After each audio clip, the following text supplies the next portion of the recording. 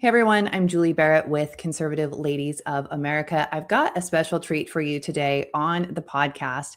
If you've been watching our channel for the last several months, you know that we have been deep diving into these digital ID policies, these tech policies that claim to protect children and empower parents, but they do neither. They actually implement a digital ID framework that creates massive data collection, surveillance, and censorship, as you will hear from my guest today. We're talking to Ben Gillenwater, known as the Family IT Guy, and he has a wealth of information and a long cybersecurity background. He's also a dad who has been helping other families navigate the parental controls and all of the things to keep their kids safe online in our digital world. He has also worked in high-level security roles, so he understands how these systems function behind the scenes, and he's taken that expertise and turned it into practical parent-friendly guidance that anyone can use. Ben has helped thousands of parents take back control of their kids' digital lives, not through government mandates, not through surveillance systems, but through simple, effective tools and routines that actually protect children. I'm thrilled to have Ben here today to talk about what's really happening with these so-called child safety tech policies and why they miss the mark, and most importantly, what parents can do to keep kids safe. Ben, welcome. I am so glad you have joined me today. It is an honor to have you on the podcast, and we have a lot to talk about and dig into today. So let's get right into this. Tell me a little bit about how you went from spending decades in, cybersecurity and large-scale tech companies to being the family IT guy. It's a great question. Thanks for having me on the show, Julie. Appreciate it. Yeah, I mean, I've been doing IT stuff professionally for 31 years, and have played roles such as chief technologist for a $10 billion IT company, dealing with organizations like the NSA, doing a lot of national security stuff, and then I became a dad, and oh yeah, I've know all the things about how these things work. I can figure this out, right? And turns out that even for those of us that have expertise with computers, it's hard to map child raising to the internet. In fact, they don't really map well at all. And so I started doing this family IT guy thing back in early 2024. After not only stumbling myself, and I'll tell you a bit about how I've stumbled, just to make other people feel better, hopefully, that it's not just it's not just you, it's me too. Yeah, and it basically, like, having also a lot of other friends and parents and people in the community asking me for help, like, what do I do here? And then in trying to help answer their questions, finding out that there's not, like, sometimes there's not very certainly not very easy answers, nor is some of this stuff easy to understand. So I've spent a lot of time, and I'll share with you today, on how I've distilled all the craziness out there into some fairly simple ways to look at what's going on and what to do about it. But yeah, I mean, basically, when as an anecdote that I think has a special sort of irony to it, like, I gave my kid an iPad when he was 6. I put YouTube on it. Right? YouTube Like, Kids or just regular YouTube? Regular YouTube. Okay. So current day me thinks that's insane. Right. But I tell the story because 5 years ago, me thought, I can manage those things. They have settings and controls, and with the right supervision, and if he's only using YouTube here or there, like, we can figure it out. And it only took a couple of days to find out that that's not the case. Right. And so YouTube was short-lived. We took away YouTube, and then we put on YouTube Kids. Well, actually, by we, specifically me. Like, my wife was in on what was going on, but I did it. Like, I'm the guy that put YouTube on his iPad. I'm the guy that gave him the iPad. I'll take full responsibility. we took off YouTube and put on YouTube Kids because it's called Kids, and Right. because at the time the CEO of YouTube was a grandma. So, like, hey, like there's a It's kids got to be product made safe by a for kids. grandma, with like the world's best technologists work at Google and YouTube, and this should be the best kids product. It's not. That was a Right. big mistake. Taking that for granted was a massive mistake. I found out that it has nightmare material, it has sexual material. He had nightmares for years because of the stuff he saw on YouTube Kids. Wow. Videos that are intended to give kids nightmares. There's videos of superheroes having sex with each other that are shown to young children on a platform, because you picked the age ranges, and so at the Yeah. time I told it, I forget what the range was, but he was 6, and I might have told it he was 5 or something. Like he was in the younger bracket, and it was showing him all this horrific stuff. That's So we took off insane. YouTube. It really is. It's very disappointing. Like I learned a lot about humanity during this process of Yeah. like, you can't take for granted that a thing called Kids made by a grandma isn't going to hurt a kid, which is very sad, but that Yeah. is the case. So took off YouTube Kids. He was left with an iPad that had, he did video calls with family members, and he had some games. But the iPad itself was just it's such a well-designed device that it in and of itself, it has it was helping him develop addictive tendencies towards, I want to wake up earlier to go to the iPad. I want to go to sleep later because of the iPad. I want to come home from school, and instead of going outside to play with my friends that live on the block, I want to stay inside and be on the iPad. And so then I recognized these as like the patterns that he was exhibiting. I was like, that's addiction. Yeah. I've given my kid a drug. And so then I took the drug away and explained to him why. And that, like, I'm sorry, that was a mistake, but like, the iPad's gone.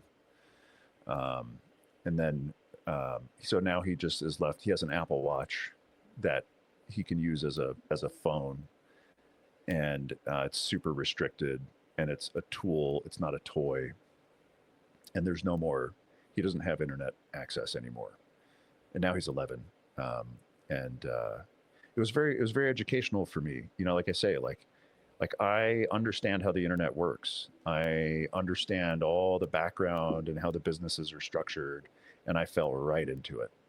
And so now my mission is helping parents set their kids up for success in an internet world. If your kids are going to be exposed to the internet, which whether you do it or somebody else does it, they're going to be exposed to the internet Mhm. on the school bus, on the schoolyard, at home, whatever it might be. What do we need to know? What does that mean, and what do we do about it? That's my whole deal with Family IT Guy. It's all I focus on now.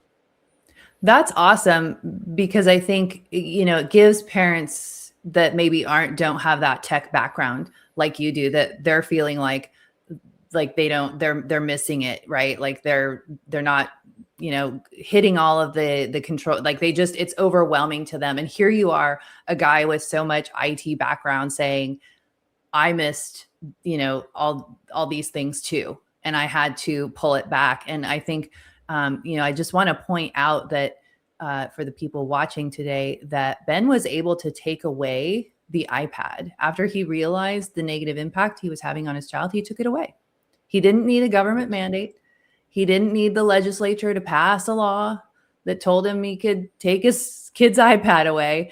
We as parents really need to, I know it's hard, setting these boundaries can be really, really difficult and challenging because kids really fight them, but that's our job as parents to do the hard thing. So I hope that our conversation today will empower a lot of parents who are in this right now with their kids, trying to set boundaries, trying to protect their kids online. We're going to get into some of the policies that we've been talking about on this channel for almost a year now, that I know that you've also addressed in your work, Ben, because it's important, because parents hear about these policies that are being proposed in their state legislatures or in Congress, and they think, oh, finally a solution to the concerns I have with my child. And so we're gonna talk about what these age verification, child safety policies are really all about.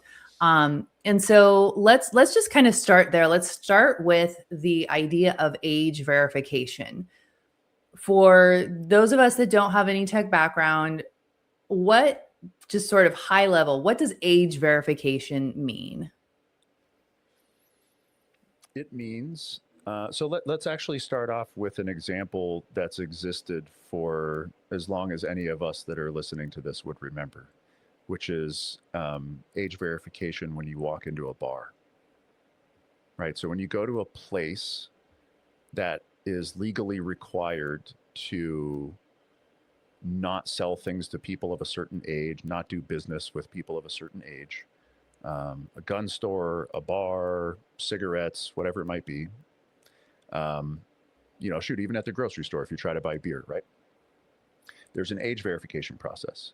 There's a person that is tasked with, I need to know your age so that I know if I'm allowed to do business with you, because if I don't do that, then I get penalized by the government. And so I'm required to do that. Up until this point, that has been a completely offline process. And so that is a visual check of a plastic card that says your date of birth.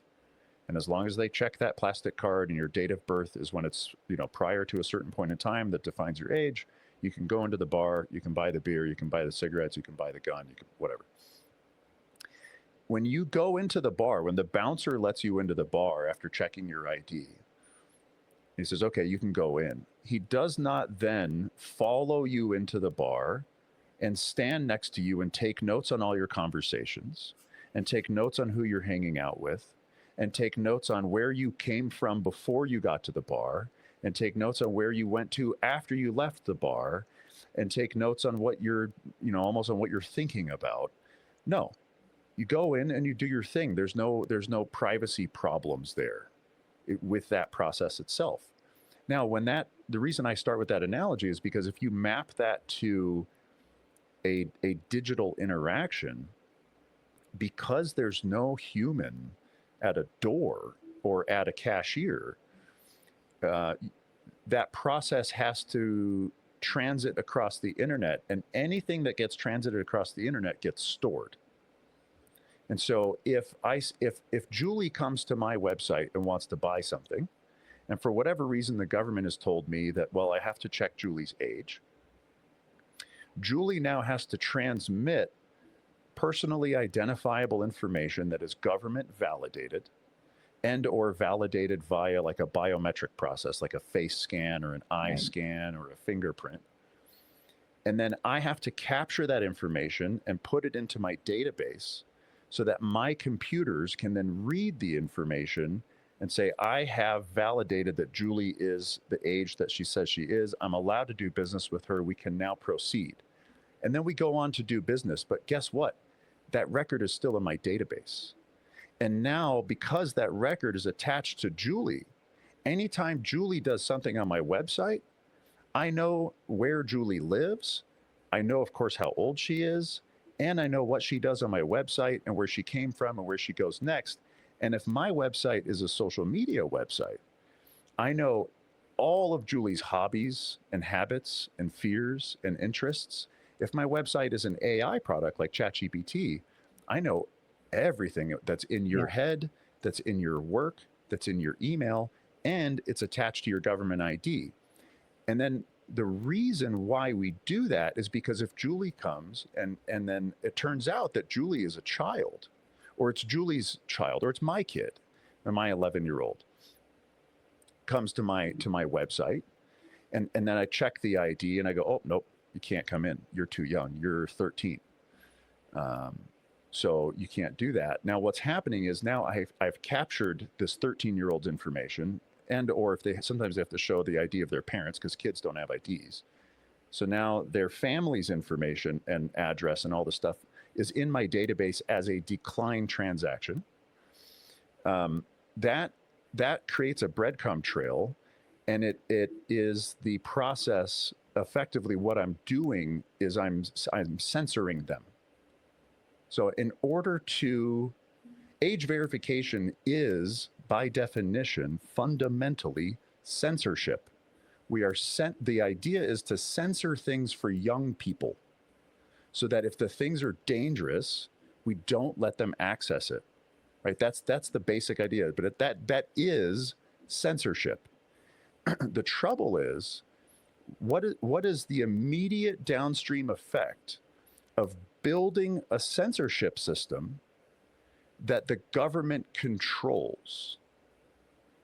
That means that immediately downstream of keeping kids safe on Roblox, keeping kids safe on Instagram, keeping kids safe on ChatGPT is the government defining the list of what is safe. Right. AKA defining the list of what is allowed. What information are you allowed to access? And then now that that system exists, historically speaking, anytime we build a central information system, that information gets used for other things. And so we saw this with I have the word censorship in my head, and now I can't think of the actual the census. It's so Oh, close. right. The U.S. Census in the early 40s, was it late 30s, early 40s, went around and asked everybody to document who you are, where you came from, family background, how many people in the household, all the things, right, that you collect on a census. And on the form where they asked people to give over all their private information, it said, like, this is protected by law. And there was actually laws put in place as in order to enable that census to occur that were very protective.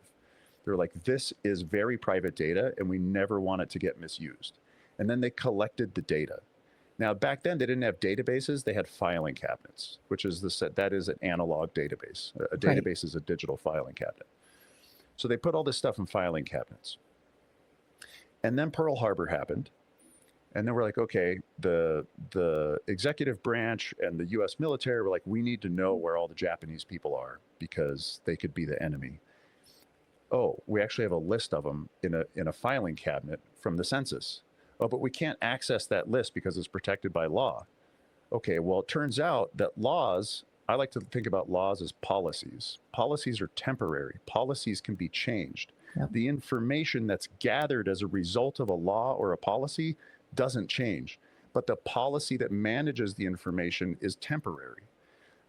And so that's what happened. So then the president of the United States at the time signed an executive order that canceled the privacy protection laws, that then gave the census information to the law enforcement entities that went to all the Japanese American homes with a gun and took them and put them in internment camps for 3 years.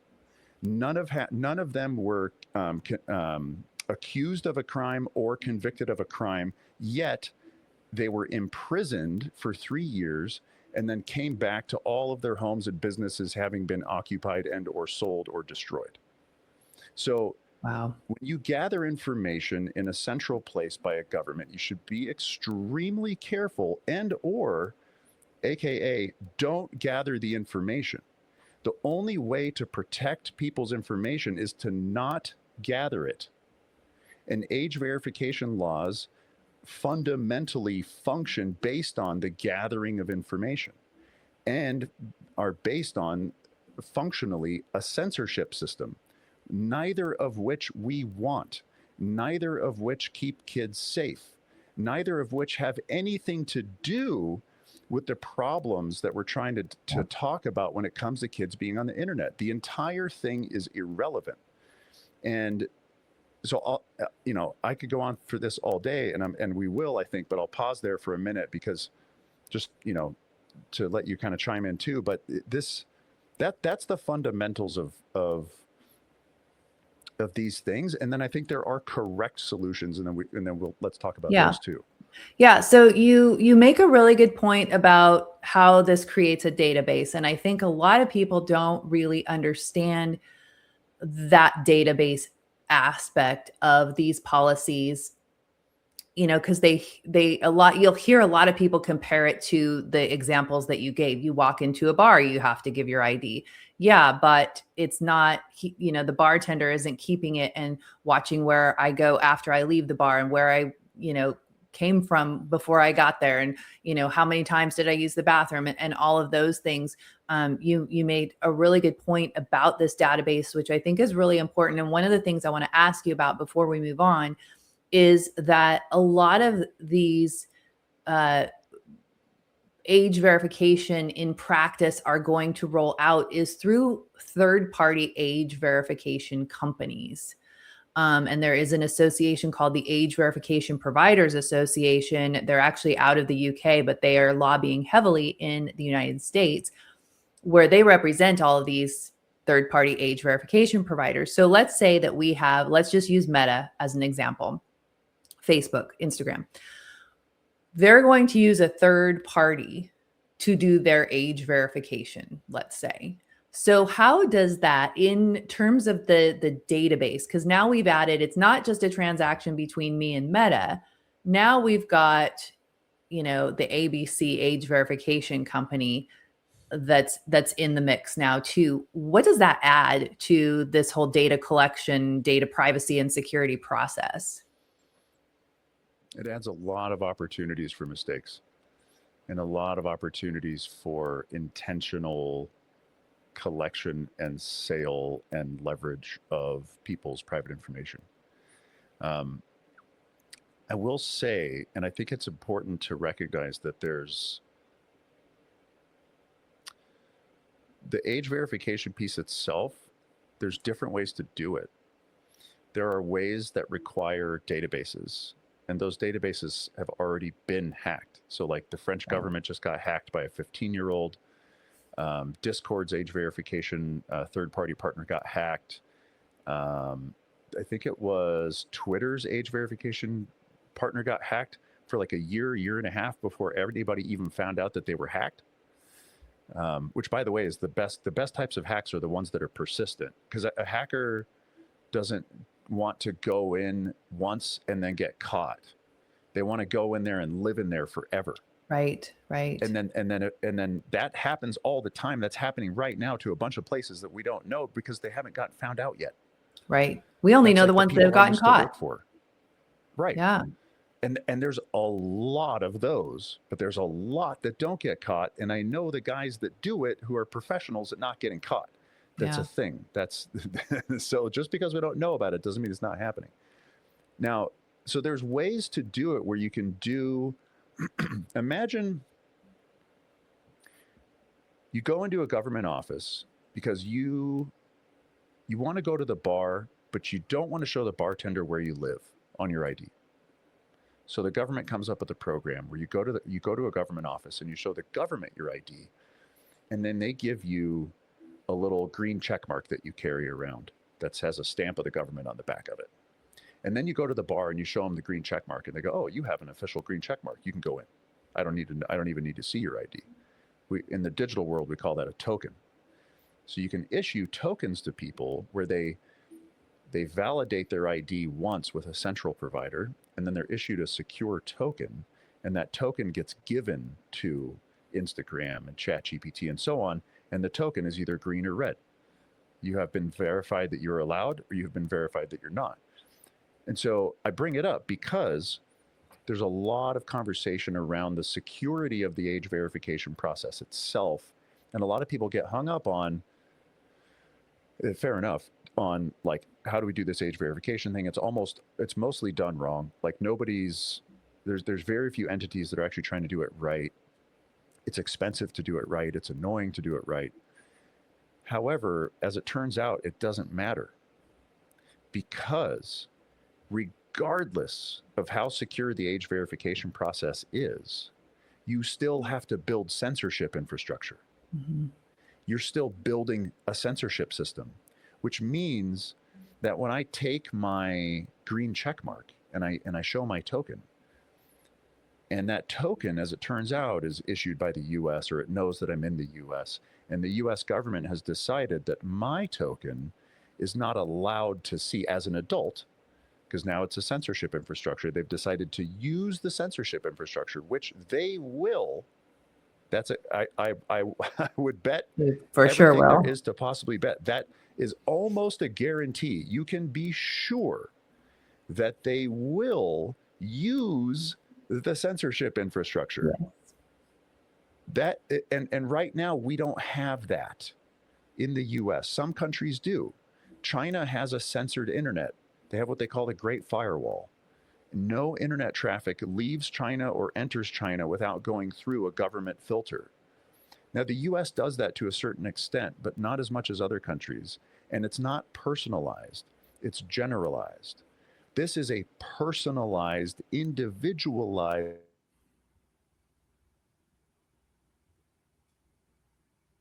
Yep. sense. So, my broader argument or suggestion to people is it doesn't matter how we do age verification. The only thing that matters is whether or not we build a censorship infrastructure. And when we do that, because it's already being done, there's already a bunch of states in the US, there's already a handful of countries around the world that have already built the censorship infrastructures. We're seeing it now in Utah. Utah Yep. passed their App Store Accountability Act. They passed an age verification law. Guess what they're doing now? Because it didn't work, now they're trying to make VPNs illegal. A VPN is nothing but a vehicle with which to access the internet. The state government of Utah is now directly violating the First Amendment of every citizen, not just kids, because this affects everybody. Yep. And that's just step one downstream. Step two is, oh, well, that didn't work either. So now what we're going to say is we don't want anybody. And in fact, you have this with porn. So porn in Utah, and then I'm in Idaho. In Idaho as well, the state governments have decided that you can't access porn without age verification. And so they've already started censoring the internet. And so that's actually, yes, age verification by itself is problematic from a privacy perspective, but it pales in comparison to the concept of building a universal censorship system that can be used to censorship individuals regardless of their age. That is the problem these laws create. And that is something that we need to avoid however we can possibly avoid. Nobody should be censored by strangers who get to tell me or you what information we can access. That is, I have the book right here. 1984. Yep. Yep. It's very 1984. I have it on my bookshelf too. And I think, you really like censorship is, it sounds like kind of your big alarm on this bill, in addition to the data collection, data privacy, and the surveillance that these cause. And I don't really drill down on this censorship as much as I do the other things, but the way that you're talking about it, it is such a critical piece of these policies, all of these tech policies, whether it's age verification or it's, KOSA, their duty of care. And we're going to get into that a little bit later. All of these things, it is, like you said, it is censorship, and it is someone else. It's the government deciding who can access what information and what is the, what's the ticket, what's the cost of you being able to access that information. And it's your data. 100%. And all the above are all problems, and they all coexist in these bills. And I think there's like a fundamental thing underneath is who is responsible, and more specifically, who is accountable for the safety of other individuals, old or young? Mm-hmm. The answer is nobody. Nobody is responsible for Julie's safety. Nobody is responsible for Ben's safety. I'm responsible for my safety. Okay, so that's for adults. Okay, how about for kids? Who is responsible and who is accountable for the safety of my son? I am, and my wife is, and that's it. Yep. Amen. Now we can extend that accountability under our own decision and free will to grandma, to uncle, to cousin, to friend, to whoever. We are the ones that are accountable. And the way that you know that is who takes care of the kid if they get hurt? That's the accountable party. Yep. A glob in DC that nobody's ever met doesn't take care of your kid when they get hurt, nor will they ever, nor No. should they. Right. And so that's where this stuff, like underneath, if you're like, okay, why are we doing this? We're doing this because we want our kids to be safe. Why do we want our kids to be safe? Because safety is not the goal. Safety is not the ultimate, like, aha, we're safe, we made it. No, Right. like safe is a means to an end. Safe is a component in living a life. The end is freedom, happiness, love. And so let's talk about freedom, because that's where this stuff really comes into play. Yeah. So first of all, let me talk about what I mean by freedom. Freedom to say whatever you want to say without somebody coming to hurt you as a result of you saying it. Freedom of you traveling wherever you want to travel without somebody stopping you in the middle of the road to check your papers. And that's digital too. That's physical and digital. Freedom of working wherever you want to work without somebody saying like, oh no, your political affiliations preclude you from, I can't hire you. I'm not allowed to. Freedom of living where you want to live. Freedom of loving whoever you want to love, right? That's what I'm talking about when it comes to freedom. I'm talking about human expression, human freedom. Can my kid become a free individual to do whatever he's meant to do without somebody else telling him, no, you can't do that because I've decided that you're in a database and I've already X'd you out of that possibility. I don't want anybody Xing anybody out of any possibilities. So that's what I want my kid to be safe so he can be free. So I want freedom. So if we do age verification, on its face, it's a privacy violation. Yes. And if you violate privacy, you then eliminate the potential for freedom, because you cannot have freedom without privacy. Because if you have somebody constantly watching you and surveilling you and controlling you, you're not free. Right. And so it's counter. If we just go all the way to the end of like, what are we trying to do? What do we want? These age verification laws do not get us there. They get us to a different place that does not have freedom, that does not have privacy, that does not allow me to view whatever information I want to view, which is not what I want. And I think if anybody thinks about it, it's not what they want either. Right. Even though it's scary. Yeah. And I think when you lay it out the way you do, it makes it really clear to people exactly what is going on. And hopefully people that think that this, age verification to download apps, that sounds good. Hopefully as they hear you laying it out there in such a clear way, they are kind of thinking about it going, oh, maybe that's not exactly what I had in mind. Because I think, especially for those of us that don't have the background that you do, in cybersecurity and technology, don't have as much knowledge of it. And so we don't necessarily maybe understand all of the different implications that these policies are going to have. I want to talk a little bit while we're kind of on this data collection. All of this creates our digital footprint, right? Like what we're posting on social media. When we post pictures of our kids on our Facebook or, on X or whatever your social media is. And then we give our kids an iPhone, let's say, and they've got their own social media accounts. My kids are between the ages of 20 and 30 now. So, we're kind of out of that age. And it really started, my oldest, it really started to come out, all this technology advanced while she was going through school. And so, I think I was kind of among the first generation of digital parents. And so your kid back then you had to be, I think, over 13 to create a Facebook account.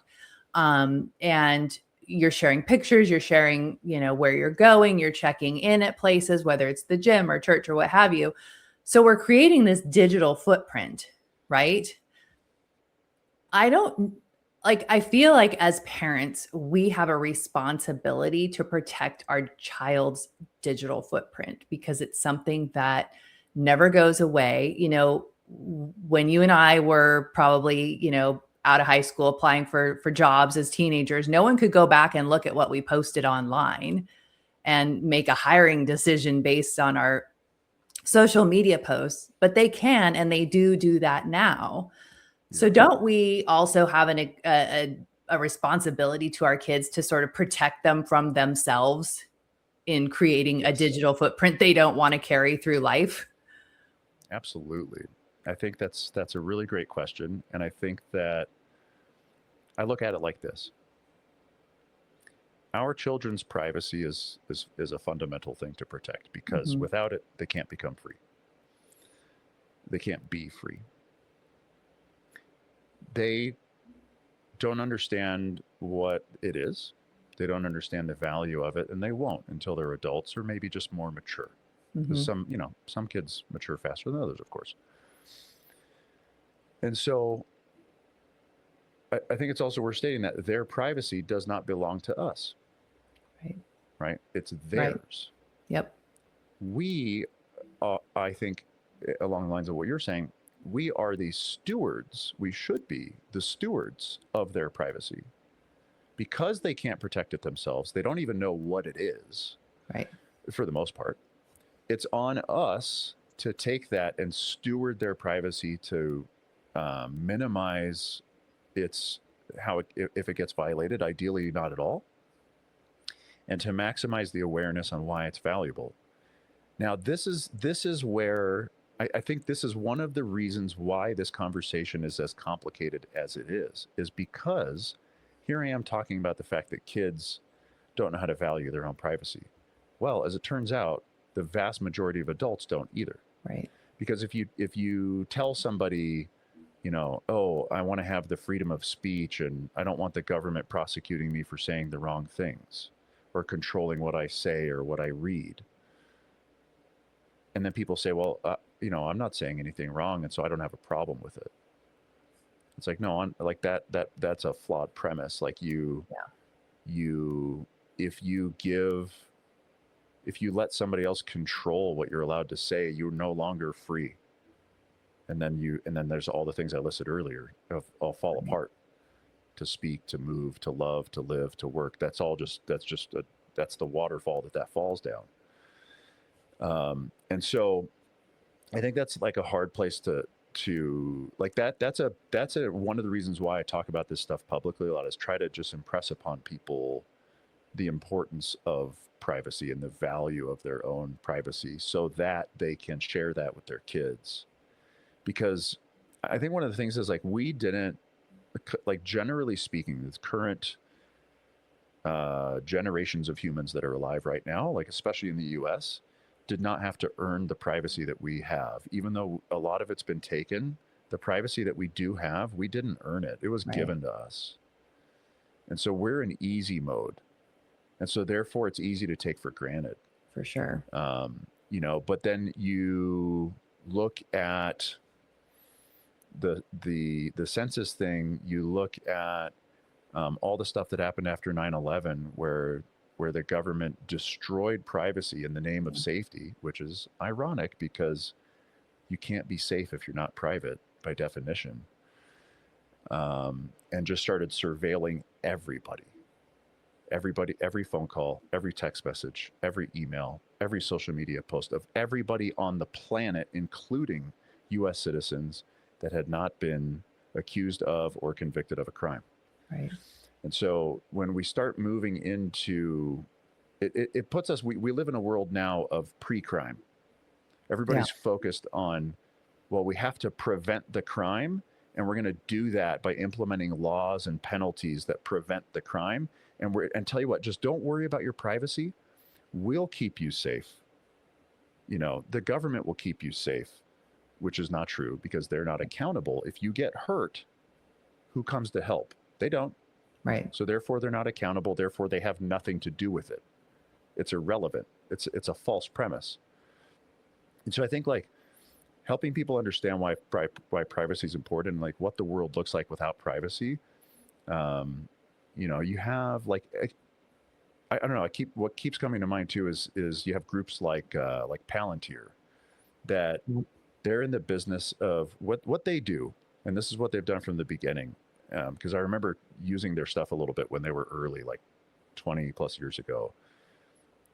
They go and help government entities access the databases of other government entities. So, like typically, a database in Medicare is not accessible by an employee at the Department of Treasury or an employee at the FBI. But Palantir sells software to the FBI or to the CIA or to all the other law enforcement intelligence communities that they say, hey, we've already established all the database connections. And if you buy Palantir, you get access to all that. And so now you have Department of Homeland Security agents going around with faulty facial recognition profiles, holding people at gunpoint, and having identified where they live and where they are based on their Medicare records. Right? Like that's a picture of a violation of privacy. Yeah.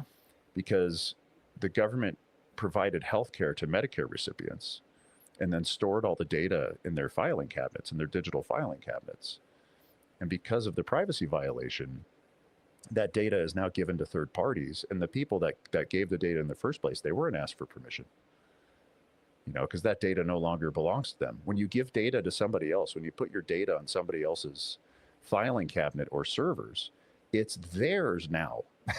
Yep. Once you give it, you don't get it back. The internet is permanent. The internet is public. So the privacy thing, I think is a massive thing. Like, yes, we must be stewards of our kids' privacy, and so therefore we must fight against these attempts at violating their privacy. Yeah. Yeah. And it's, we're hearing so much right now about flock cameras, and the ALPRs, the automatic license plate readers have been, installed very quietly at local levels across the country.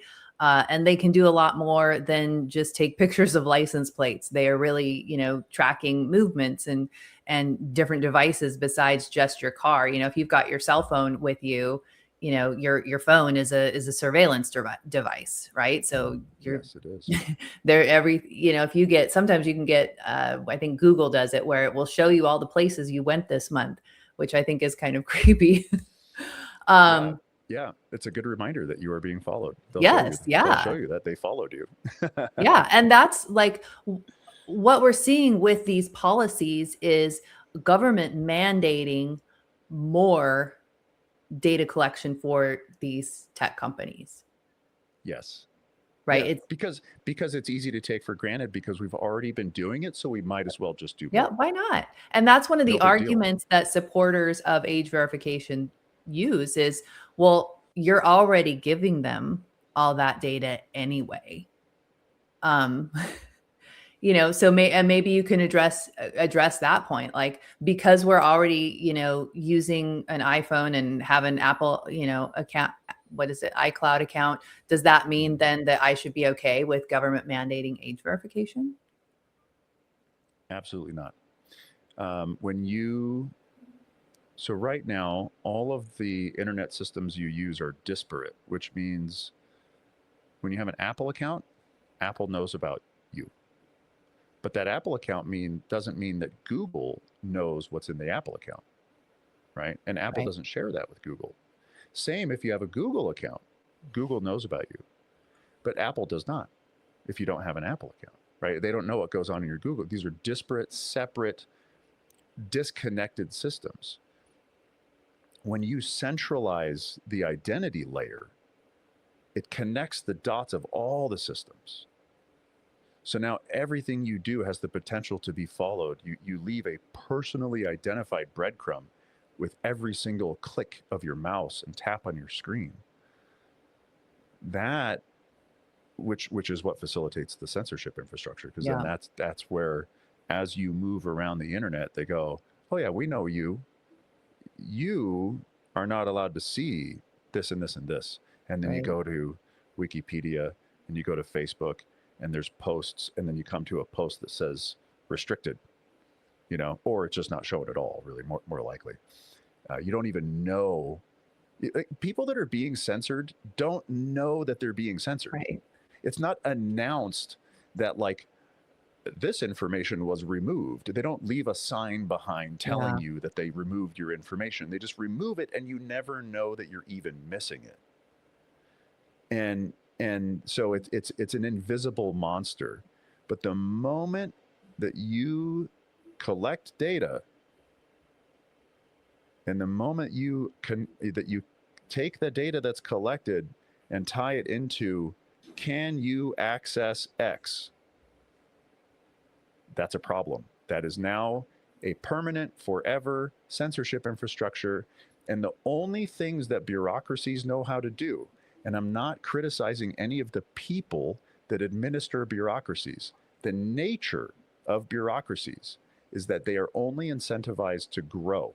Yes. And if it's a security mechanism, it will never, ever go away because, speaking of accountability, whichever politicians cancel a security mechanism will be the ones that never get voted in again during the next emergency.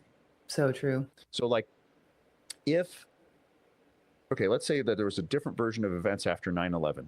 The Twin Towers fall. Building 7 falls all by itself just for funsies, and we won't even talk about that. Yeah, that's another podcast.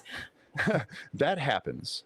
And then, bam, all of a sudden we create this gigantic agency called the Department of Homeland Security out of thin air. There's 230,000 employees that just appeared. And wasn't TSA a result of 9/11 as well? Mm-hmm. Yeah. All the nature of the way we travel. Now there's agents at bus stations that try to tell you what buses you can get on. Like, just because I'm flying in the air, now the government gets to tell me, what I can do. And so all these laws get passed that are super inappropriate, super obtrusive, completely deleted the privacy of every single person on the planet. If 6 months later, a year later, 5 years later, because that was in 2001, let's say it's 2005, there's some new crop of politicians, they propose a thing, they go, we don't like being surveilled, we don't like having to take our shoes off at the airport, we don't like some government employee that gets to tell us where we can go. Because, by the way, if you don't have freedom of travel, you don't have freedom. That's what the TSA is. That's not freedom.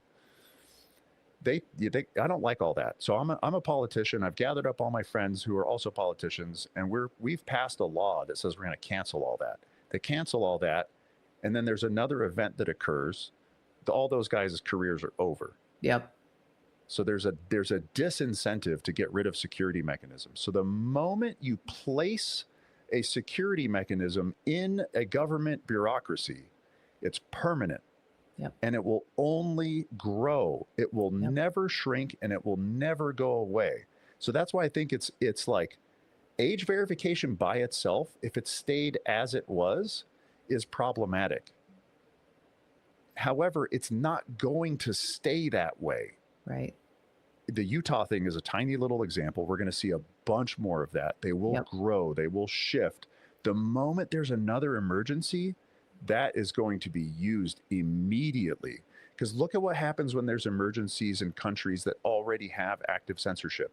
What happened in Iran when they had protests?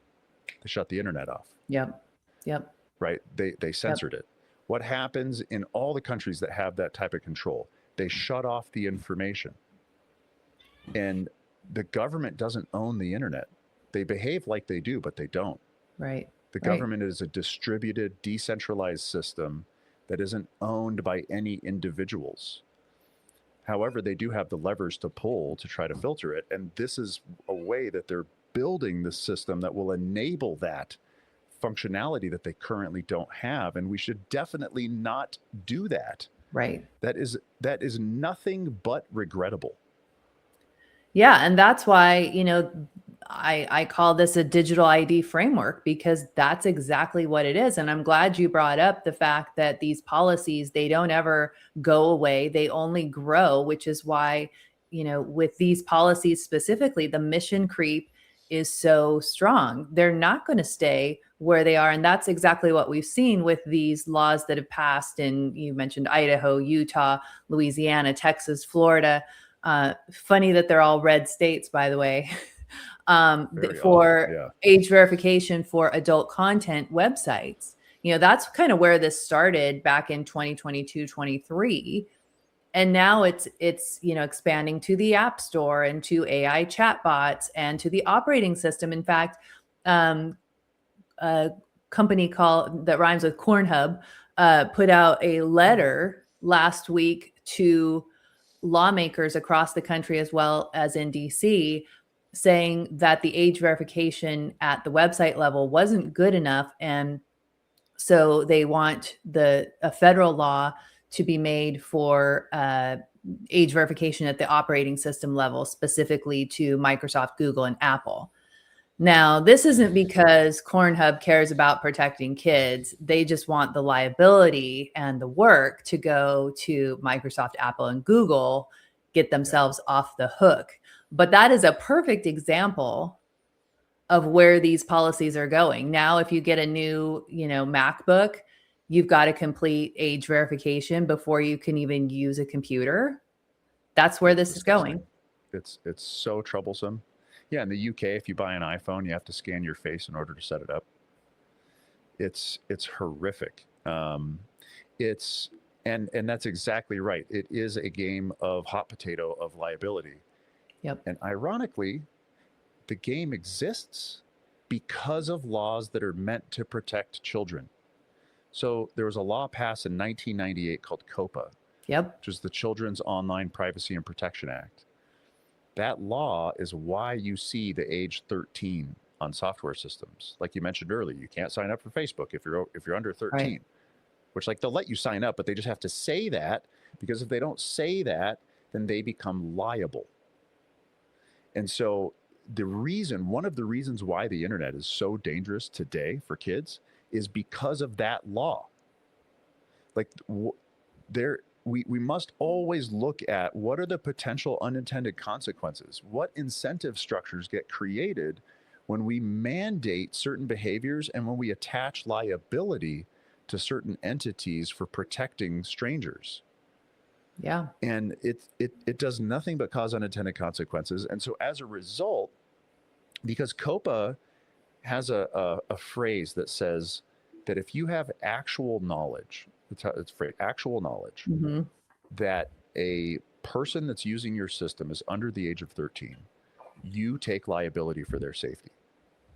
Okay, so what happened as a result? The obvious thing that anybody would imagine would happen. All the companies go, okay, well then I don't want to know how old my my people are, because if I have actual knowledge, then I'm liable. So I don't want actual knowledge, so I want no knowledge.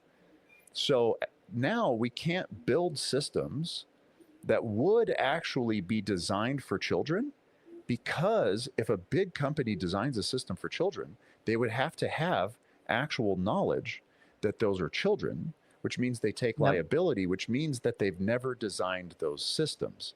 That's why Google doesn't have an actual, well, maybe amongst other reasons, doesn't have an actual kid system. That's why Apple doesn't have an actual kid system. That's why Microsoft doesn't have an actual kid system. All this stuff is built for adults, and they're like, do not tell us if it's a kid. So these laws cause a lot of problems. And in fact, all this liability hot potato that is the real cover, or the real thing behind the all these age verification laws, because like the App Store Accountability Act says in there that it removes liability of the software developers that are causing the harm. It passes the liability to the App Store vendors. It's just a hot potato game. It's not a safety game. And so it's especially ironic. The game exists because of an existing child safety law, that if that law was never created to begin with, the internet would currently be safer for kids. And we wouldn't be sitting here talking about mechanisms with which to create a censorship infrastructure. So it's the account. That's why I keep saying the word accountability, because the way that you identify who should be involved in decisions is based on who's accountable.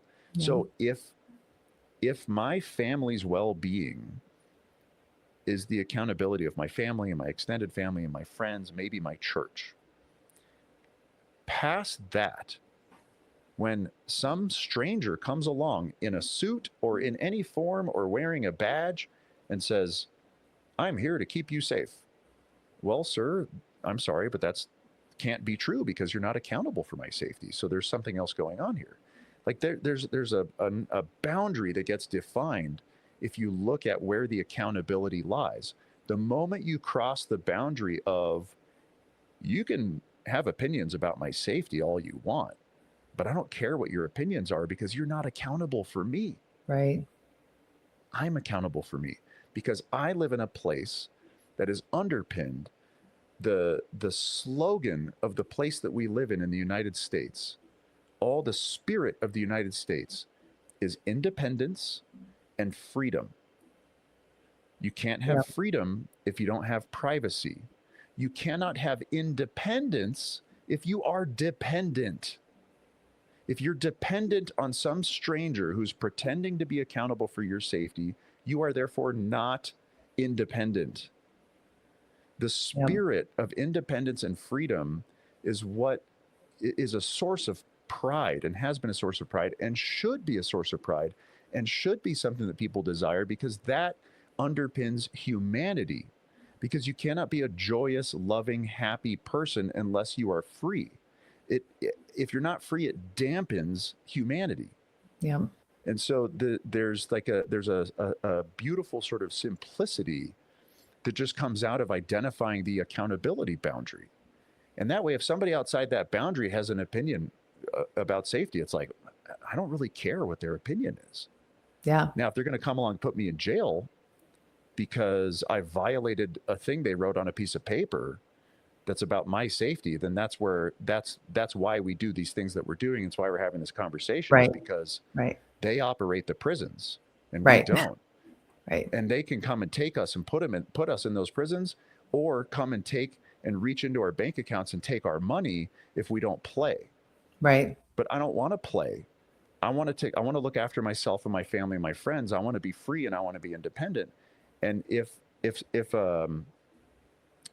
a politician wants to help, I appreciate that, but that's also generally irrelevant. Right. Yeah, like you said, the simplicity of it, of, that question of who is accountable. And when we start with that question, at least to me, it's very clear, right? I don't co-parent with the government, therefore I am accountable for my children and my family. And so I think you're right. That just simplifies it to a really root level that's pretty easy, I would hope, for most of us to understand. I want to start kind of diving into some of these specific policies. You mentioned the App Store Accountability Act. So let's start with that. We've already talked about, in detail about age verification. And so just for people that haven't heard about this bill, it's the App Store Accountability Act. It's been passed in 4 states, Utah, Texas, Louisiana, and then this year it passed in Alabama. There's already lawsuits, and there's actually, I think it's tomorrow or Wednesday, the Texas bill has a hearing has oral arguments in the Fifth Circuit. And what the App Store Accountability Act does is it requires age verification at the App Store level. So Apple and Google will have to verify your age before you can download any apps. And all of these bills are slightly different. Some of them might not include the pre-installed apps that are on your phone, but some of them do include that. And so if you want to, you'd have to age verify to be able to text message, to use Safari, to use the weather app, the things that come pre-installed on your phone. And then you have to age verify for a child as well. And for a child to download apps, they need to be linked to a parent account. And then the parent gives permission for the child to download apps. All of this technology is currently available in both the Apple and Google family that they have on their phones. You can restrict downloads. You can create boundaries around times that they can spend on apps, downloads from, in-app purchases. The thing that the App Store Accountability Act does not do, they say it makes things safer for children, so they're not accessing content that they shouldn't be. However, once they go through that download process, they've been age verified, they've downloaded the app, all of the in-app dangers are still there. Nothing inside of the app itself has changed. So if your kid is like talking to strangers on Snapchat, those strangers didn't go away. All of the dangers are still there. Now, Ben, one of the things I've struggled with this particular policy, and I've brought it up as I've testified in legislatures around the country, this parent-child relationship that is established through this policy. None of the bills that I have seen outline how that relationship is to be made.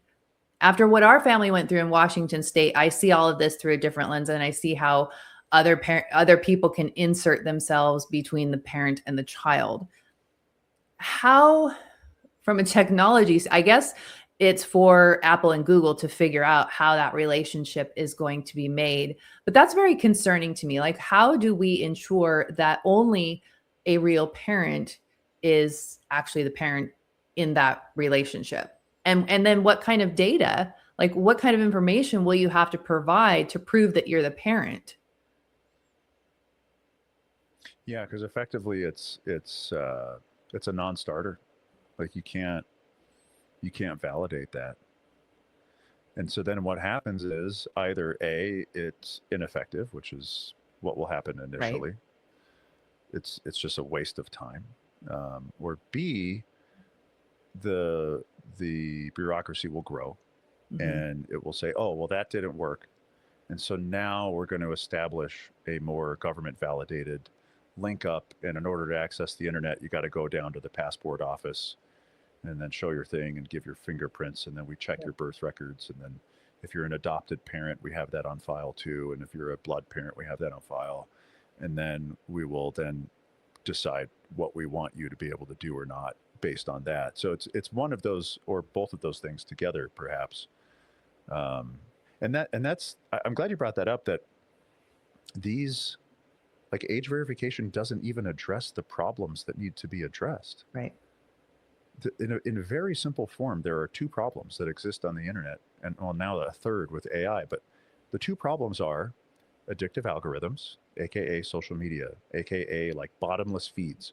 Anytime you scroll and it doesn't stop, that's an addictive algorithm. That's how you know. Right. That's how you identify the problem. That problem has caused a 300% increase of suicide rates amongst 10 to 14-year-olds in the time span between 2007, when the iPhone came out, and 2019. And there's actually data after 2019, but I stopped my analysis there so that I could exclude COVID data because that affected the suicide rates. Yeah, yeah. So from 2007 to 2019, 10 to 14-year-old children, and I don't like saying this out loud, like it's uncomfortable to say, but they started killing themselves much, much, much more often, to the point where if you look at the current top causes of death for children of that age range, suicide is number 2.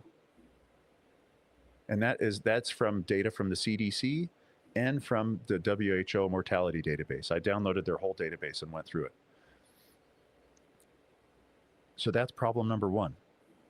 It's a mental health, emotional health thing. Addictive algorithms are really bad for your head. What's in your head. Problem number 2 is anonymous chat. So any system that allows a stranger to communicate with your child is extremely risky.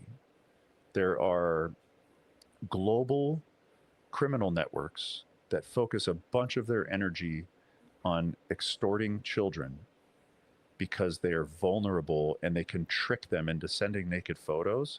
And the moment they send them a naked photo, they bribe them in exchange for iTunes gift cards. This happens all the time. It's one of the fastest growing crimes. It's called sextortion. It's done by 2 groups of people. You have sexual predators who are just the creeps that do it because they think that they want to, need to, whatever it is that their sickness has. And then there's the criminal networks that are doing it for profit. So those are the two problems that exist that parents need to think about. Because if you address those two problems, you eliminate most of the risks that involve a kid being on the internet. And that covers a lot of the internet. Right? Yeah, it does. Addictive algorithms and anonymous chat is like, well, that eliminates a bunch of problems, including all the companies that we're talking about with this age verification thing.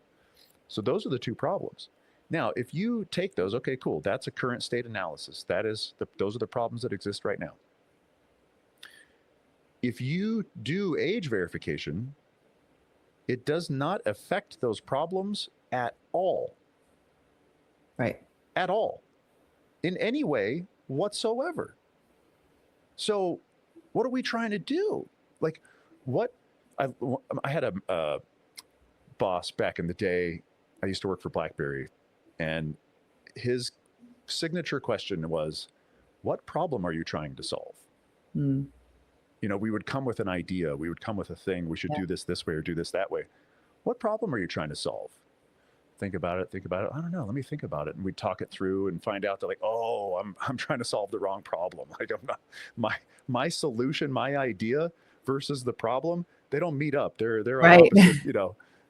But if you just ask, what problem are we trying to solve? Well, addictive algorithms cause a suicide epidemic. Yeah.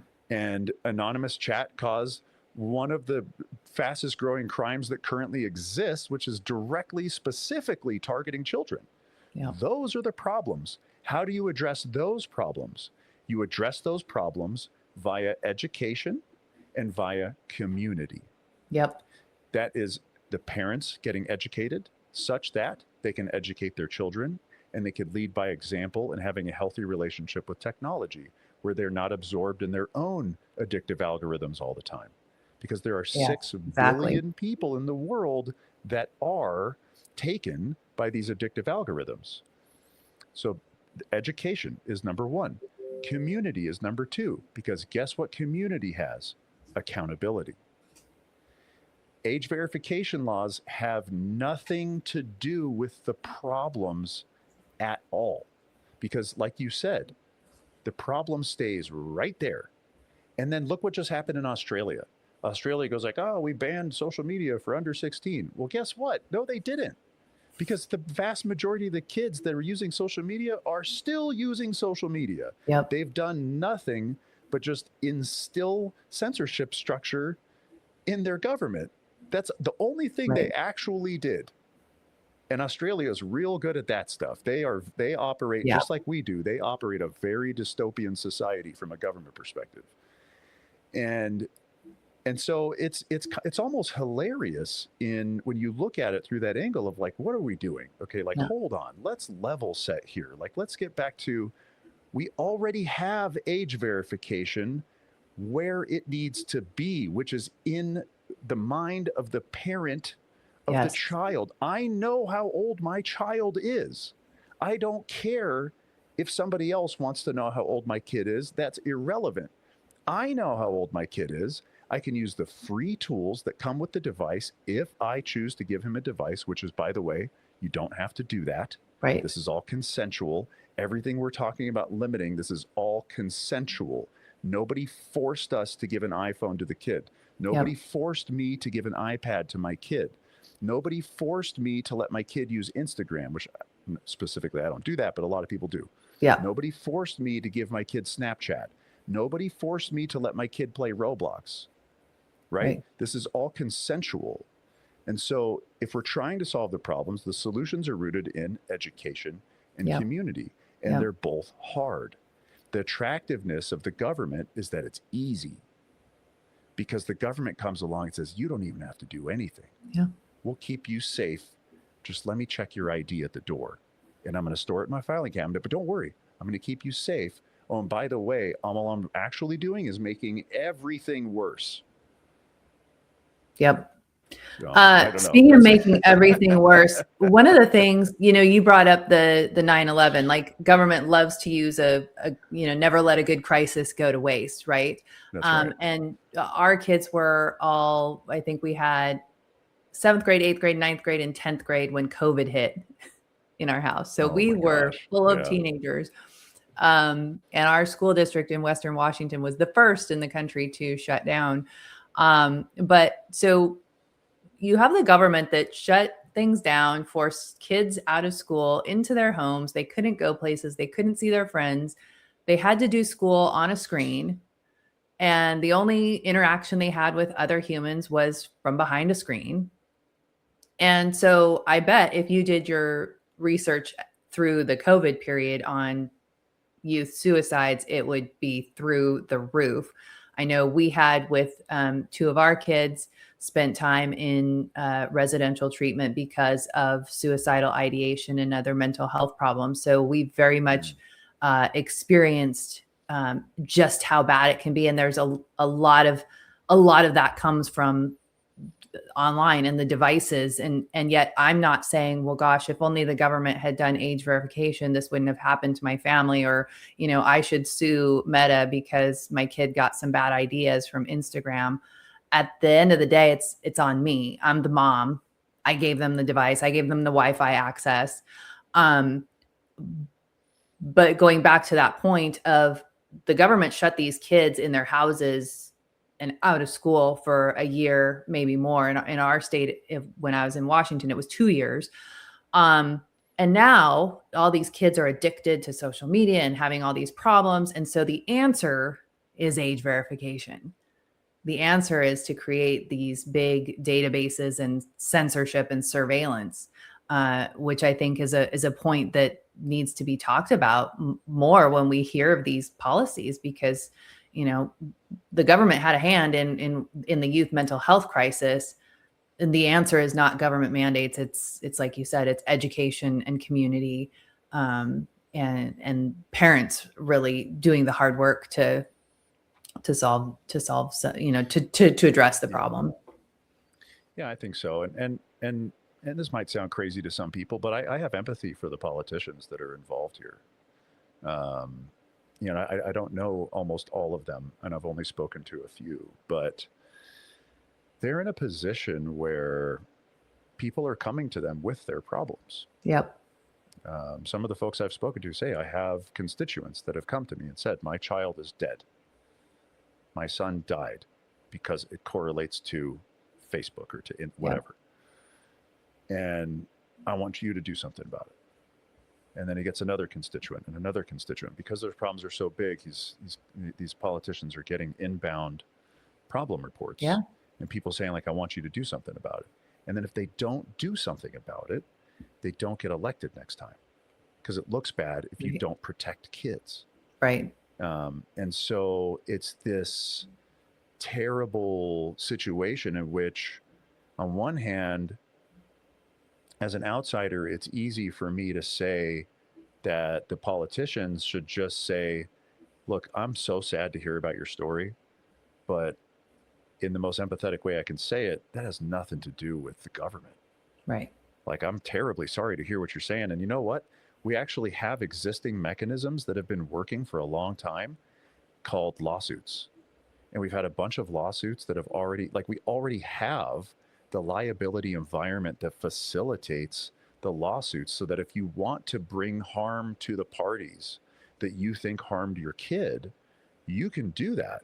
There's currently like 2,800 families that are part of a collective lawsuit that's running out of LA. There's attorneys general all over the United States that are suing these companies. There's countries all over the world that are suing these companies. The state of New Mexico, the attorney general for state of New Mexico just successfully sued Meta for $375 million. And oh, by the way, the state gets to keep all that money. And oh, by the way, after they won the lawsuit, they said they want to do age verification, which absolves Meta of liability, which means they won't even have to pay the bill. But there's already the mechanisms in place. Like, that's the thing. All the things that are trying to be enacted, we already have all of them. We have age verification where it matters, in the parent's mind. Yep. We have parental control systems that are free. They're difficult to use. I wrote an iPhone setup guide for parents. That's like, if you give your kid an iPhone, you can strip off the internet, you can strip off the app store, you can strip off the camera, you can even strip out the color, you can make it black and white. You can turn it into a boring device where if you do it right, you could give it to a 3-year-old and they cannot access anything dangerous. They'd have a phone and maps and whatever you wanted them to have. That guide is 82 pages long and it has 330 screenshots in it because it's so hard to set up an iPhone correctly. But nonetheless, the tools are there. Yeah. And iPhone, Apple specifically is actually improving them. This September, the update is going to make it easier. It's still not easy enough, but easier. The tools exist, the legal tools, the protective tools, the age verification tools. These age verification laws, the only new things they create are damage. That's the net effect, is it just makes everything worse. Yeah. Now I have to ask you something, because as you were saying about your packet that's 80 pages long, I realized that that's been used by Meta's folks in testimony in state legislatures to tell them how difficult it is for parents to set up parental controls, and that's why they need age verification. Were you aware of that? Only a little bit. I was on one of the South Dakota State Senate hearings for their App Store Accountability Act, and I was listening to people's testimonies, and somebody referenced the iPhone guide, there. and I was like, thinking to myself, I was like, that's me. Like, that's, little did I know, and fair, and like, one of the reasons that people know about that is because I've made videos about it. Like, I made a video where I addressed Tim Cook and like, Tim, look, dude, I realize you have a hard job. I stated the problems as I've stated them here. We have a problem with algorithms. We have a problem with predators. Here's the shape and the size of the problem. If Apple were to address this problem, it would legit help millions, if not, I don't know, hundreds of millions, whatever, kids all over the world. And so it's, the tools are hard to use. And so then, therefore, don't give your kid the thing right that's full of risk, that's hard. Because imagine your kid turns 16, they get a car, they get their driver's license. You send them off with no training whatsoever. Here's the keys, have fun, good luck, I hope you make it back home. Oh, and by the way, your car doesn't have seat belts or airbags, and the brakes aren't really that good because I couldn't figure out how to put them in. Right. The car didn't come with them, and then they gave me the seatbelt in a box, and they said it was free, but I had to put it in myself, and it required welding, and I didn't know how to do any of that, so you don't have seatbelts. Yeah. And then the airbags I had to put in myself. I don't know how to disassemble a steering wheel and connect a wiring harness, and so that you don't have airbags. And the brakes, it came with brakes, but the hydraulics don't work, and I don't know how to deal with hydraulics. So you don't have very good brakes. But you know what? Best of luck. Here's a 600 horsepower car that can fly you to the moon. See you for dinner. Right? Well, tell you what, don't give them the 600 horsepower car without the seatbelts and the airbags and the brakes, because that's extremely risky. And so then you'd be like, you got to take the bus, man. Or we're just not going to the place where you want to go. Right. You want to have a device because everybody else has one. Well, that doesn't matter. We're not giving you one because it's not a smart thing to do. And because everybody else is doing it is not a good reason to do it. Exactly. In fact, it's a terrible reason to do it. Because do you want to be normal? Do you want to be average? You want to be right in the middle of the bell curve with the other 90% of the people that aren't making a positive difference in this world? Or do you want to be on the right side of the bell curve where you're not normal by definition because you're above average, because you're educated and because you have a good community and because you're fortunate enough to, be placed on this planet where not everybody has those things, but some people do. It's like I say, it's all consensual. We are the ones that are giving them the digital drugs. And then it's hard to take them away because of the social dynamics. Yeah. But nonetheless, whether we like it or not, nobody is accountable for it but us. Right. That's just the reality of the situation. It sucks. Yep. As But parents, that's our what it job is. is to do the hard things. And Yeah. so what you're saying then is that even though, like, even with your 80-page guide that tells parents how to lock down the iPhone or, put on a lot of controls, Yeah. even if you put the age verification, you did the App Store Accountability Act, can they then throw out your 80-page guide? Like, are they set then? That is Kid the is best question, protected. because the answer is definitely not. You still have to do all that, because the age verification did not solve the problem at all. So you still have to do all the same, right? Because if it was actually helpful, but guys, we figured it out. If we censor you, then you don't have to do anything else, and it solves the problem. And then everybody goes like, okay, well, I can decide if I want to trade that, even though it's still a bad trade. It's a trade. This isn't even a trade. It's just a Right. pile of garbage, Right. like so yeah, no, you still have to do all the things, no matter who's checking your ID and censoring you. You still have to protect the device and go through all the same steps and all the same. You still have to have education. You still have to have community, and you still have to make hard decisions. Yep. And so I'm excited because I think you're going to get a second chance to testify on that bill in South Dakota because it died in committee this year. Yeah. I was there and testified in person. You must have been online because I didn't see you there. Right. And that's why I didn't get to testify, is because they ran out of time for the online people. And I even was kind of rude, and I interrupted the I thing. I took remember myself off that. mute. Yeah, and I was like, "Hey, I would like to testify. Can I testify?" And they said no. But I tried. I was like, "Look, I don't know how this works. I've never testified to a Senate before, but like, I got stuff to say, and I know what I'm talking about. This is what I do, and also, by the way, I'm the only person in the room who is, I think, for the most part, like, I'm just me. Yeah. I'm not here representing Meta. I'm not here representing anybody. I was I'm just just a me. guy." I was just me Oh, too. good. So it was the two Yeah. of us. Good. So Yep. perfect. But So but it's good to be but the when you come independent back person, next year, you're going to have to bring it up. You're going to have to say, so last year somebody used my guide. I just want to tell you. Right. Yeah, absolutely. I think it's kind of crazy to know the way this stuff works, and that's getting referenced as like a tool. And Meta, like, I've got to hand it to Meta. They're very clever. This Oh, is a yes. very, very smart campaign that they are affecting globally, and they are making it happen.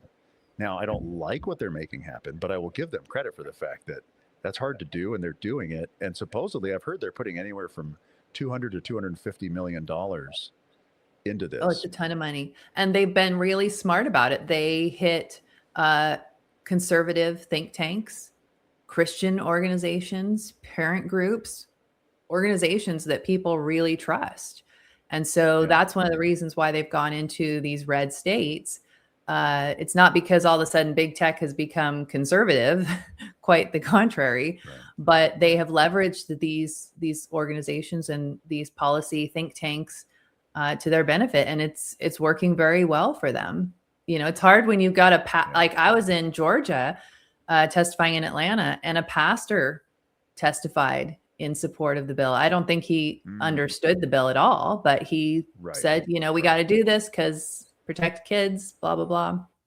So, right. yeah, Because it sounds good. It it does. does. That's why it's so genius. It sounds good. You have to dig a couple layers before you go, oh crap, this is actually not that good. But on Right. the surface, I've actually, it's been great having conversations like this, and when I talk to people on my podcast or just in general, a lot of people come around. Like, I actually ended up on a podcast here in town because I bumped into the podcast host, because we're friendly outside of the podcast, and I was telling him about some of this stuff. And he's a real smart dude, and he's really into independence and freedom and stuff. And he was like, "Oh," he opened his eyes, like, "Oh, I thought it was good.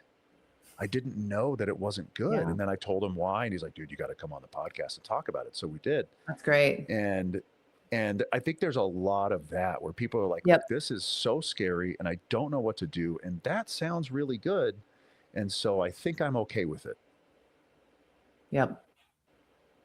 Well, we are running almost to an hour and a half. Do you have just a couple minutes? Because I'd love to hit on KOSA really quick if you have just a few more minutes, and then we'll let Sure. you go. You've Sure. been All, very all day, generous with as you your could tell. time. But I'm happy. Yeah, let's do it. I'm luckily I don't have any meetings scheduled after this, so we can talk through it. Awesome. Okay, so I'm going to bring up that post that I made on X that I showed you before we started recording. That way we have this as reference. So KOSA is in a markup committee in the Senate. This is in Congress, so this is in Washington, D.C., in the Senate Commerce Committee on Wednesday, August 5th. They're marking up KOSA, the Screen Act, which the Screen Act is adult content for websites. So thinking of like Cornhub, it would be age verification for that.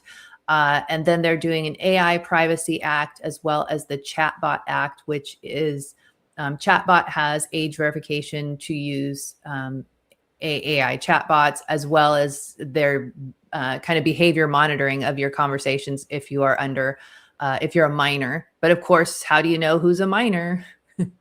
You got to verify everybody. Yeah. So the thing I wanted to, the big thing with KOSA that I'd like us to talk about is this duty of care, and who's responsible for the process of what kind of content is coming out. And you talked about these addictive feeds and things that are coming out to our kids. Does duty of care actually, like, is that going to address that?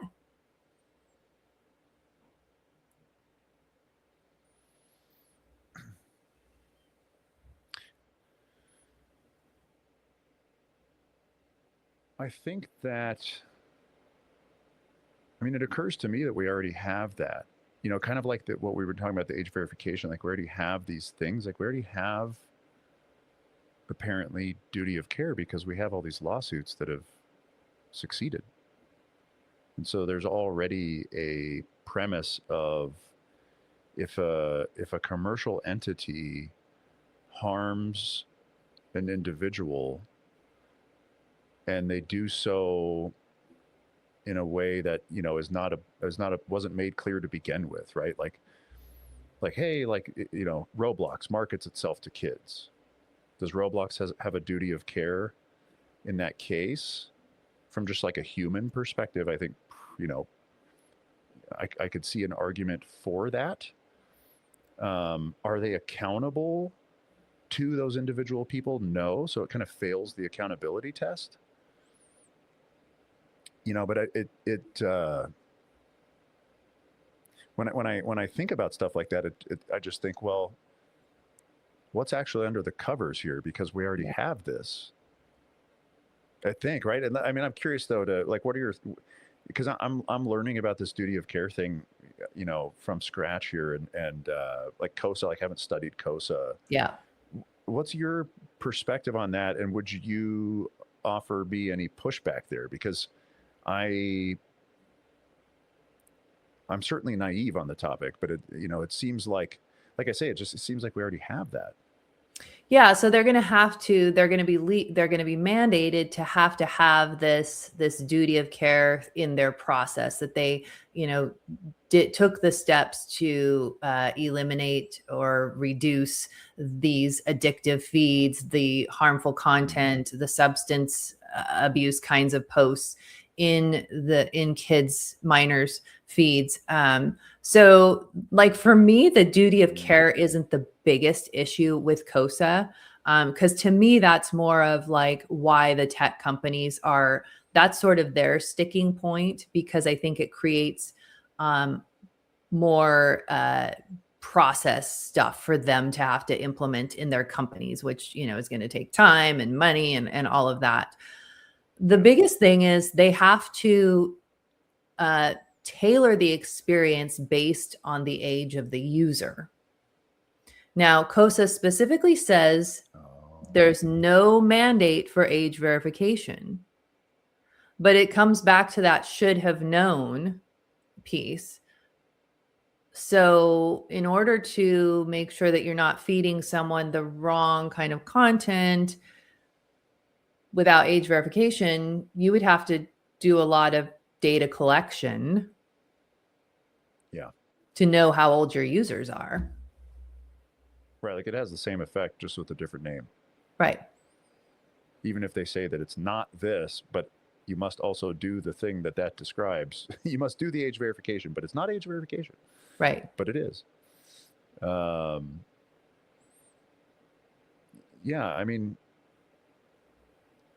and I think anytime you strap a bunch of regulation to any environment, that environment gets dumber and slower and Right. more dangerous. Right. And so if I'm and the thing that occurs to me too is like a lot of these laws where they mandate, like if you mandate duty of care, what's downstream of that is liability. Yes. And that is a, like if you look at incentive structures, you have carrots and you have sticks, right? The stick is I'm going to make it hurt if you don't do the thing I want you to do.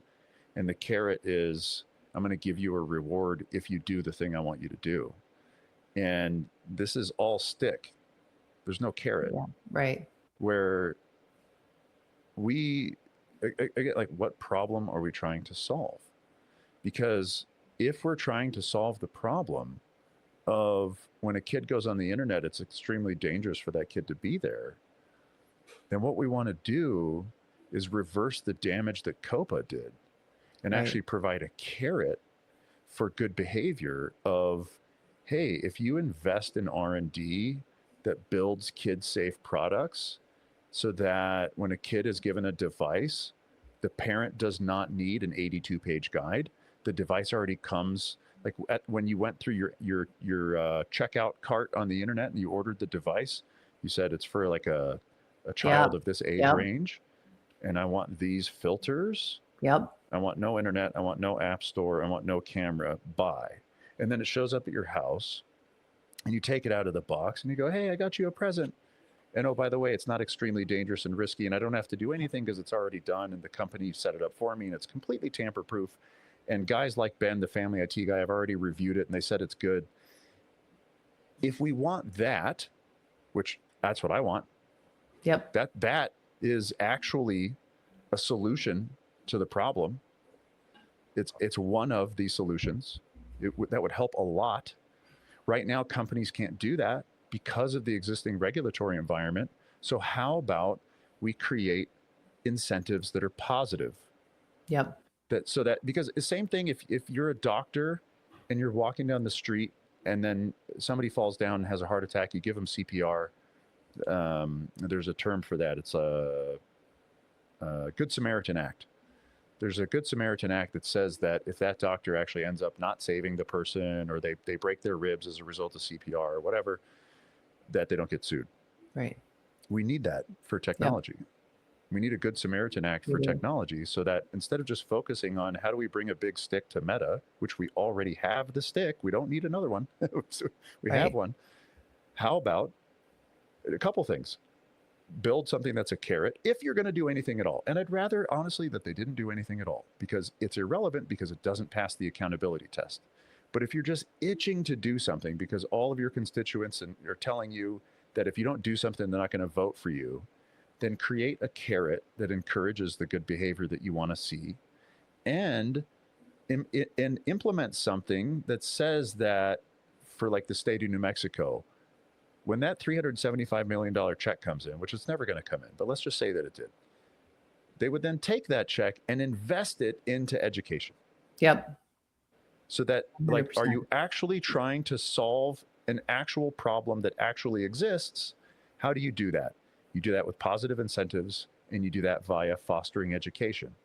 Yep. I mean, I don't know how else to even, like, these bills that, like, are just going to mandate a duty of care.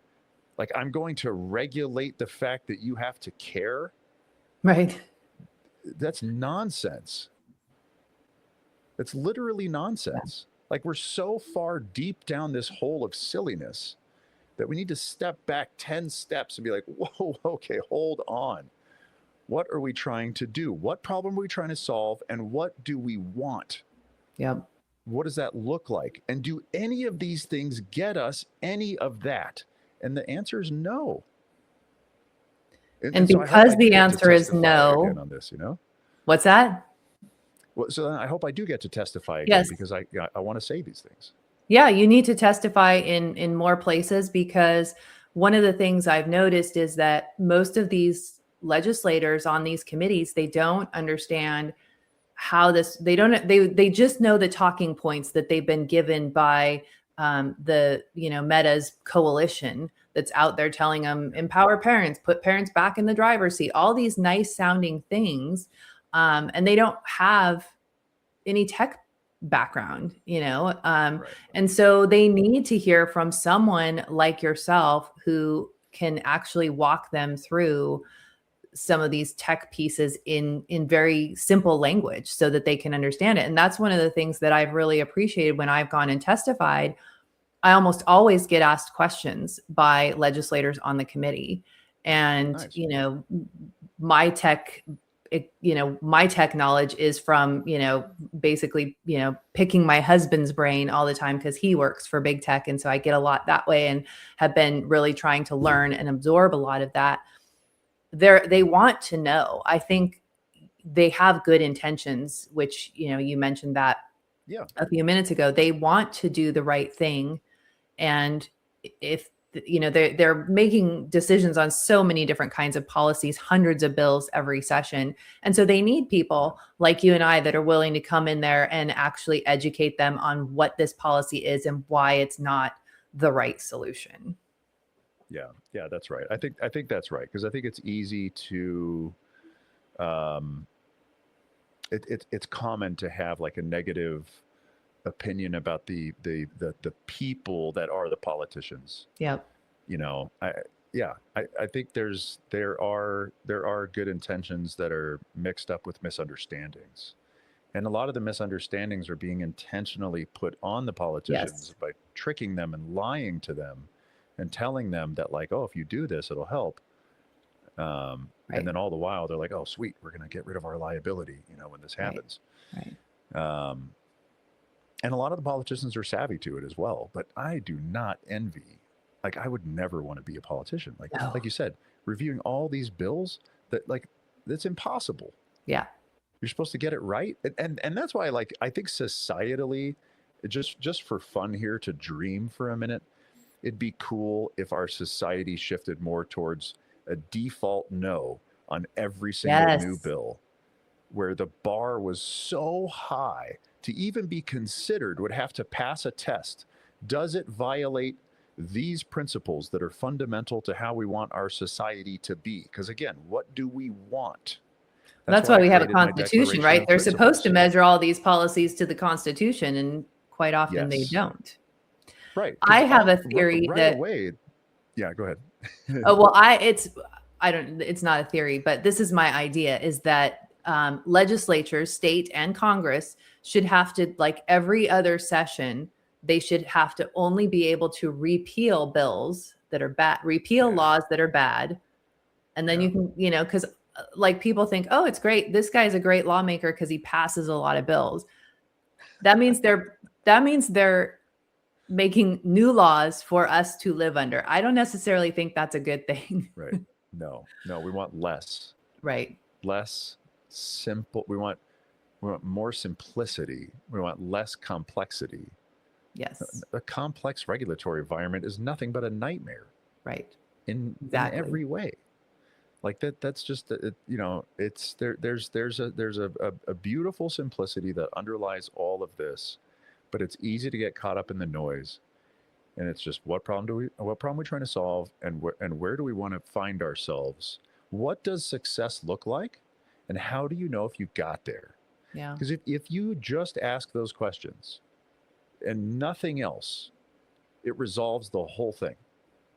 Because the dots don't connect. And then you go, well, if the dots don't connect, then we shouldn't do the thing. Right. Let's find something where the dots connect. Yeah. Unfortunately, the answer these legislators often give is, we got to do something. So it's like they don't care that it doesn't. And do you have to do something? I don't think so. No, I don't think so either. Like, stand on a strong set of principles and be like, listen, constituents, you know what? You may not vote me back because you don't understand, but let me at least tell you why I voted the way I voted. I Right. voted based on the following set of principles. Those are my principles. If you like those principles, vote for me again. If you Yep. don't like those principles, then don't vote for me. But those are my principles. You know, that's where that's the lacking. That's where I have the naive dream of like a set of principles. Like you said, that's the Constitution and the Bill of Rights are supposed to be those, but those have been pushed aside. The Yep. First Amendment and the Fourth Amendment are gone. Yep. The Along Fourth with the Amendment was second, they're deleted a long trying real time hard. ago. It's irrelevant. Yeah, the Second Amendment doesn't exist in a bunch of places. Right. You know, the state by state just take it apart. It's so the reality for me has come down to, okay, well, that my dream's not going to happen because it's just a naive dream. We're not going to have some document that everybody actually agrees to and stands on and makes hard decisions against, where they're willing to say no even when it's uncomfortable, Right. because that's not going to happen most of the time. So, all right, fine. So let's focus on education and community, even in people like myself and yourself, trying to help these politicians by giving them education, Yep. you know, and spreading education amongst the people that are voting for the politicians, so that we know what it is that's going on, and that way hopefully we can all be a little smarter and make more informed decisions as a result. Yeah. Absolutely. Before I let you go, I promised the viewers at the beginning that we'd give them some practical tips that they could use. So if you're talking to a parent who's, let's say they've already given their kid a device and they want to like reel it back, what's something that they could do? The most universal action that can be taken that works for the most situations, so where I don't get to sit down and have like a consultation and like, okay, let's talk about it for 2 hours. I would just like give you a thing. That thing is charge the devices in the living room Mm-hmm. and never bring them in the bedroom or the bathroom. If you just do that, you're making a really positive change. And the adults have to do it first, by the way. Yep. Specifically, it's not the kid doesn't do it first. The adults do it first. The parents charge the device in the living room first, and they put the bin in the living room and they put the charging cables in it, like we have one in ours. And then you tell your kids, I'm doing this because it's bad for me to have my phone in my bedroom, same as it's bad for you. But I'm going to run the experiment first. I'm going to tell you how it goes and how I feel. And oh, by the way, right away you tell. Like the first night that we did it, my wife and I literally sat in bed because our phones were not in our rooms. We're like, this feels like vacation. Like there was, it was like a whole, like, whoa, this is nice. This is different. You're Wow, this talking is to each amazing. other. Yeah, there's because even if it's sitting on the bedside table, it's still pulling Yeah, your brain for because sure. they're so attractive. And so, yeah, so I think that's the first one is start with yourself because, like I said earlier, like the key is leading by example. Yes. I mean, that's for all of parenting, right? And so it includes this leading by example. If you want your kids to have a healthy relationship with technology, which is what this comes down to, like when they become an adult and they can choose to access whatever they want to choose, as long as we don't pass these laws, Right. then then they can make informed decisions that are based off of experience and based off of principles and values that you have demonstrated by example, one of which is the room, the bedrooms, the private areas of the home are places of solace and rest and recharge and connection. The internet is chaos. The internet is noise. The internet is addiction. Those two things, to be maximally healthy, should not mix. Right. And so, therefore, we don't bring our devices in the bedrooms. We keep them outside. And then we have our kids follow. And we show them why. And that starts us down the path of then, well, if we're going into the restaurant for dinner, do I really need to bring my phone? No, I'll leave it in the car. If we're going into the grocery store and I write my stuff on paper in advance, because, you know, we always have our grocery list on the phone, right? But I write it on paper so that I can leave my phone in the car. And then in the grocery store, I'm actually like paying attention to my kid because my phone isn't unintentionally just drawing all my attention. And when I come home from work, do I look at my phone first or do I look at my kids first? Yeah. And when I wake up in the morning, what do I do first? And you know what I mean? You end up going down that No. path. And so charge the devices outside of the bedroom and never bring them into the bedroom. And that is the most general piece of advice. And I think that sets people up for the journey. Yeah, that's actually great advice. And, one of my pet peeves now is you go into a restaurant and there's a family of four, a couple kids and their parents, and the whole family is on their devices, or, you're in the grocery store and mom's got a toddler in the cart and the toddler's on an iPad. And it's just like all of these places that are places where you can connect and engage with your child and so many teachable moments, in the grocery store, and, having conversation over dinner. I think it's such a, like, if we can get parents back to engaging with their kids, I think that's one of the biggest ways that we can heal our families and heal our country, and not need these, well, we don't need these now, but people would stop trying to push for this and looking for really the easy button. You mentioned that you do consultations. Can you just tell us a little bit about, like, if I wanted to use your services, because I've got my four kids and I've got to do something to rein this in. What do you offer? I wish I had a good answer for that. I was more bringing up the consultations as like an example of something that Oh, okay. I unfortunately I can't do them because what I've learned through being an IT professional for a long time is it's one thing to set something up for somebody, but then Hmm. what really happens, the hard part is the ongoing support Yes. and being there when there's a problem, which I can't be because Yeah. I just don't have time. And so I'd have to charge $1,000 an hour to Yeah. to do that. And sure, some people could afford that, so I just generally don't offer it really.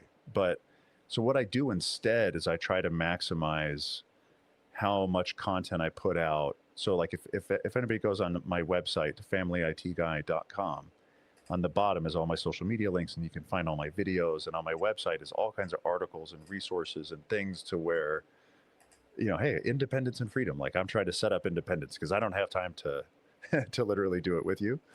Yeah, and so I've got all kinds of content. When you click through those buttons on the three pillars, of things to focus on. Yeah, that That's article right there, great. the digital danger zone, that's my kind of capstone article that includes a long video of me going through the current state of affairs with kids being on the internet, and also what do you do about it.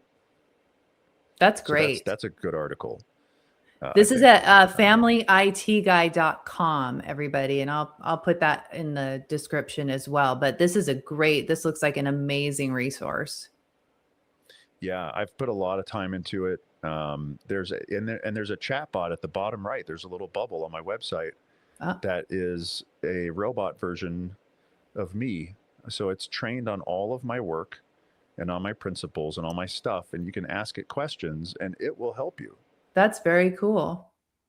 That's very Yeah. So I'm just cool. trying to make it like you can get a little digital version of me, sort of. but Yeah, that's um, awesome. yeah. And then I do consult with entities that amplify. So I partner with tech companies that I think are doing a good job when it comes to privacy and security and helping kids. I partner with entities to where the education can be maximized. And so I don't do like the one-on-one stuff as much, but I do consult with groups that do like a one to many. Okay. Well, good, because I don't remember if I told you this in my email, but after I was out testifying around the country this year, I realized that, well, I mean, I've always known this, but especially with this particular policy, is that the parent voice is missing from the room. You've got the lobbyists and the Meta Coalition people that are speaking in support of this bill. But as far as opposition, it would be oftentimes it was me and a bunch of lobbyists.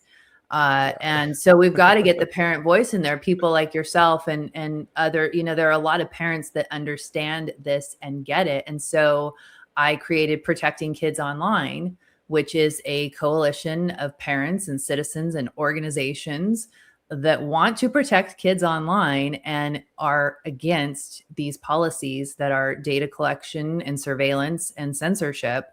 And so one of the part of our mission is not just opposing bad policies, but also educating parents and creating that community that you talked about, where we can really start shifting the culture of parenting and family back to more connection and engagement and not, stuck to a screen all the time. So I would love to actually talk to you about doing some kind of a virtual training for Protecting Kids Online that we can bring parents in to hear about how they can actually protect kids without government mandates.